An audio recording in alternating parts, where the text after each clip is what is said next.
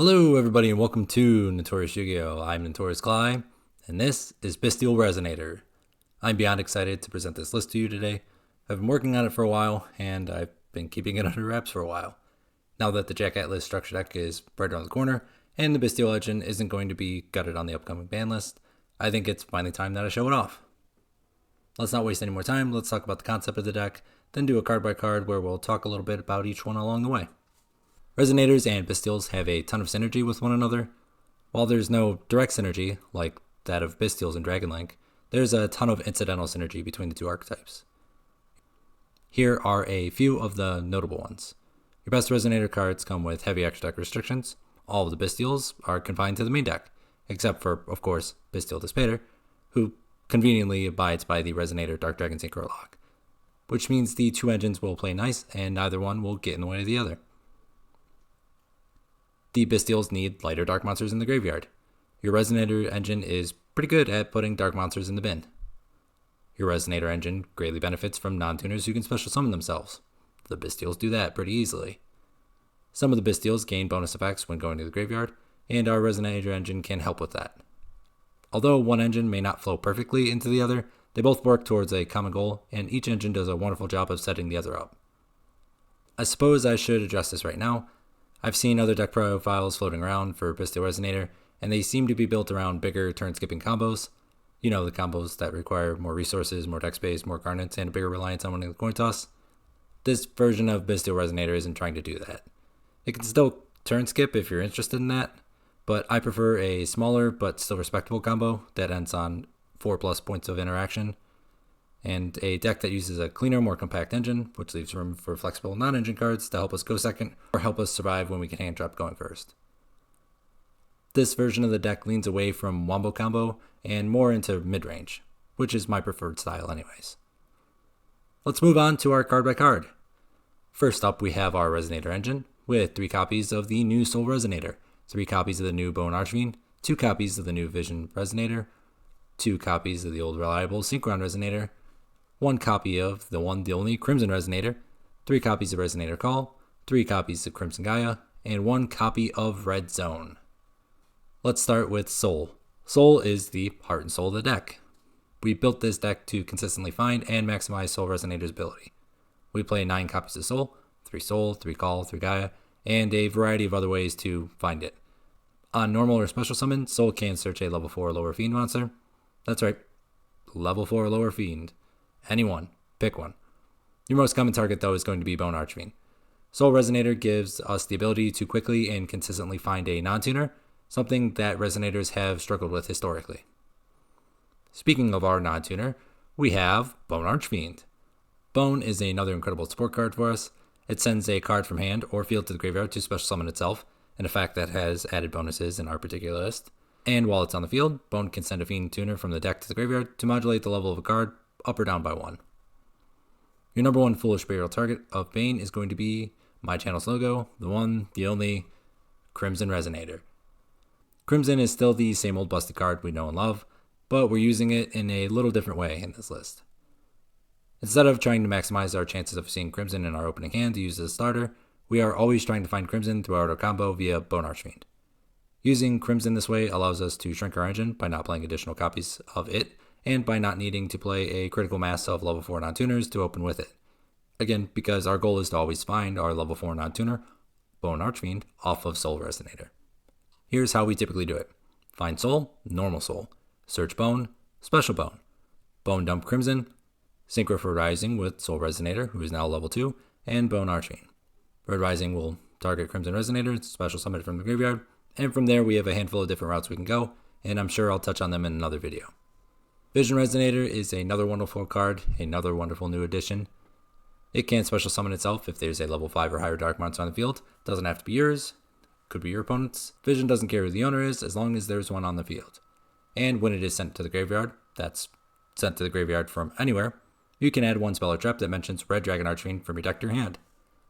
Our 2 most common search targets are Crimson Gaia and Red Zone, and we'll touch on them in just a minute. We're playing 2 copies of Synchron Resonator. Synchron Resonator can special summon itself from the hand if there's a Synchro monster on the field. Much like Vision Resonator, Synchron doesn't care who owns it. Could be your synchro monster could be your opponent's. Synchron also has the added ability that when it's sent from the field to the graveyard, you can target a Resonator not named Synchron Resonator and add it back to your hand.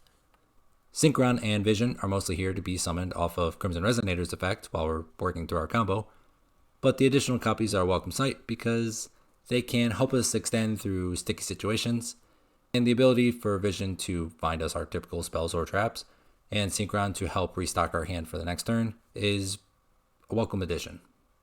Resonator Call is an easy one to explain. It's 3 copies of any Resonator we want, but mostly just Soul Resonator. Crimson Gaia is also very easy to explain, even though there is a ton of text on it. It represents 3 additional copies of Soul Resonator, but you can also use it to grab something like a Vision Resonator or a Red Zone. It also has some incredible bonus effects. When your Red Dragon Archfiend declares an attack, you can Book of Moon all of your opponent's monsters. And if that wasn't enough, if a monster on the field is destroyed by battle or card effect, you can special summon a Red Dragon Archfiend from your graveyard. Gaia is great going first because it helps us find our starter, and it's a welcome sight going second, because again, it helps us find our starter to get onto our combo to start breaking our opponent's board, and if we manage to stick a Red Dragon Archfiend, or another one of our level 8 Dark Dragon Synchros that becomes Red Dragon Archfiend while it's face up on the field, it's a constant worry your opponent has to have. You threaten the battle phase, you can Book of Moon everything they control, shutting down potentially any other interaction they have left. Last up in our Resonator Engine is Red Zone. When your opponent activates a card or effect while you control a Red Dragon Archfiend, or a synchro monster that mentions it, you can target 1 card on the field and destroy it. But wait, there's more. You can target one of your banished Dark Dragon Synchro monsters, special summon it. That effect does not have any activation requirement on it, as long as Red Zone is face up on the field, and you have not used that effect previously this turn, you can just grab one of your Dark Dragon Synchros back from the banish pile. This effect works incredibly well when you consider that we're playing a ton of Bystials, so we always have the ability to banish our own Dark Dragon Synchros and then bring them back on our opponent's turn. Next up is our Bystial Engine. We are playing 1 Bystial Magnemite, because we are now only allowed to play 1 copy due to the recent Forbidden Limit list. 1 copy of Bystial Druid Swarm, 3 copies of Bystial Sarnier, and 3 copies of the Bystial Lubellion. Bystial Lubellion gets the Bystial party started by sending itself to the graveyard to add a Bystial from the deck to your hand, most notably Bystial Sarnier. You will then use Bone Archfiend to send Bystial Sarnier from your hand, or face up on the field to the graveyard, to special summon Bone Archfiend. Now that Bystial Sarnier is in the graveyard, you can go ahead and dump our favorite Branded Continuous spell, Branded Regain, from the deck to the graveyard. Branded Regain will be placed back on the field during the end phase by Branded Beast, which will be placed up on our side of the field by Bystial Lubellion when we summon it back over the course of our combo. As you can imagine, finding the Bystial Lubellion in our starting hand is very important for our end board, so we're playing a little bit of non-engine to help make sure we get it in rotation. That would be 1 copy of Foolish Burial and 3 copies of Pot of Prosperity.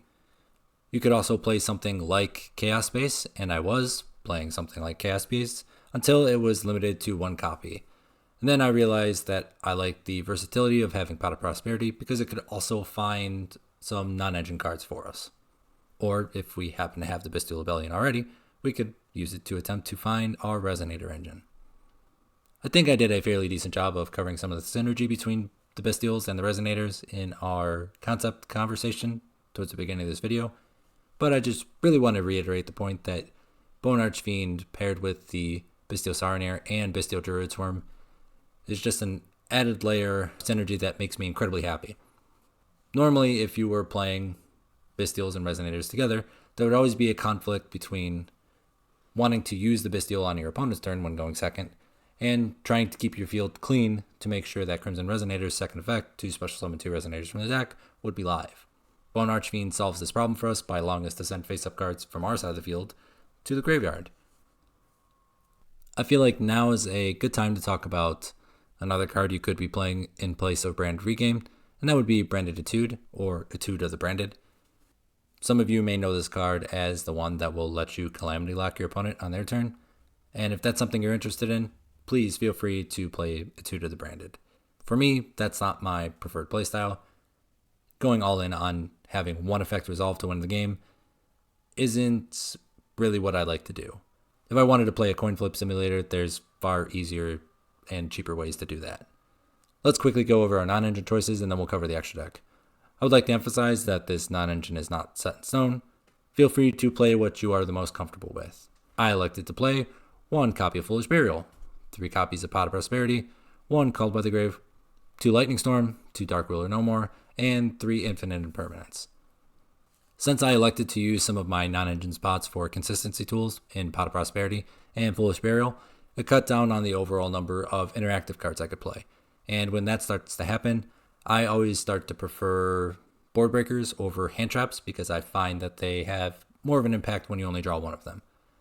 Let's go over our extra deck. We have 3 Red Rising Dragon, 1 Red Dragon Archfiend, the OG, 1 of the new Scar Red Dragon Archfiend, 1 Scarlight Red Dragon Archfiend, 2 Hot Red Dragon Archfiend Abyss, 1 Hot Red Dragon Archfiend Bane, 1 Red Nova Dragon, 1 Hot Red Dragon Archfiend King Calamity, 1 Red Supernova Dragon, 1 Koi Belt the Blade Dragon, 1 Void Ogre Dragon, and 1 Bystial Despotter.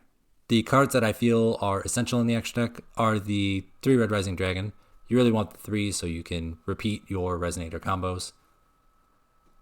Red Dragon Archfiend, obviously, because you're always going to want to be able to summon it off of Scar Red Dragon Archfiend's effect.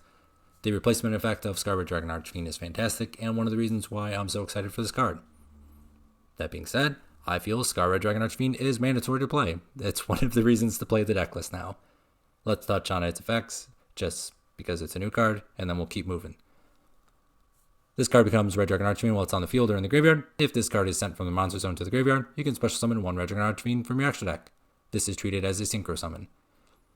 Then, if this card was sent to the graveyard as a synchro material for a Dark Dragon Synchro monster, you can destroy all attack position monsters your opponent controls. Scar Red Dragon Archfiend being able to replace itself when it's removed is fantastic. Note that it will replace itself even if your opponent removes it while you're going second. Again, amazing.